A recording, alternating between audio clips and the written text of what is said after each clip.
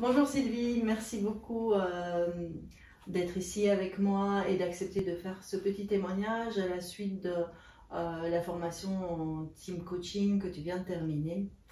Alors j'aurais quelques questions pour toi. La première c'est qu'est-ce qui t'a amené à suivre cette formation? Bonjour Sylvie.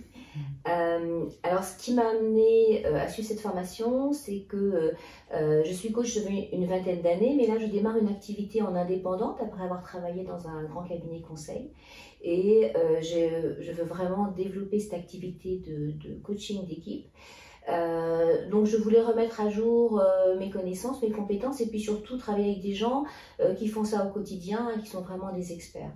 Et donc c'est pour ça que j'ai choisi la formation TGCA, parce qu'effectivement j'ai pu constater avant de prendre ma décision que ce sont 4 intervenants qui font ça de façon très intensive et qui étaient donc les mieux à même de partager ce savoir-faire en fait.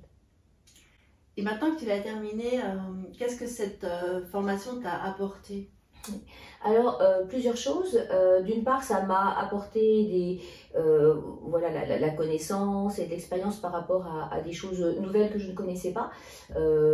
Par exemple, tout ce qui est autour de l'intelligence collective, par exemple la théorie EU, mais aussi d'autres approches et d'autres pratiques très concrètes de coaching d'équipe dans ce genre d'environnement. Et puis aussi un zoom sur un point que je souhaitais approfondir, qui était la gestion des conflits, donc les points un peu durs, dans les coachings d'équipe. Et voilà, et comme les intervenants ont vraiment avec générosité partagé leur expérience, mis en scène, nous ont fait pratiquer, c'est notamment ces éléments-là que j'ai pu apprendre. Et toi qui, pour finir, faisais déjà du coaching d'équipe auparavant, quels sont les quelques éléments clés que tu as l'impression que tu as acquis durant cette formation?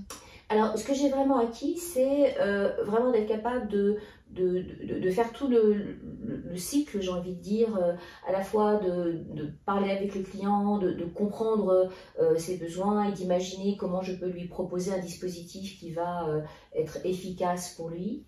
Comment ensuite effectivement designer un modèle d'intervention.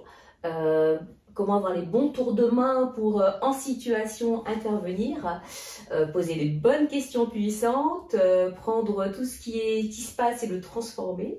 Et puis surtout, une chose que j'ai apprise, c'est être prête à lâcher tout ce que j'ai préparé pour faire avec ce qui est là et voilà, et intervenir, je dirais, dans l'instant présent. C'est avec ça que je repars. Alors, j'ai une dernière question pour toi. Est-ce que tu recommanderais cette formation? Et si oui, à qui et pourquoi en fait?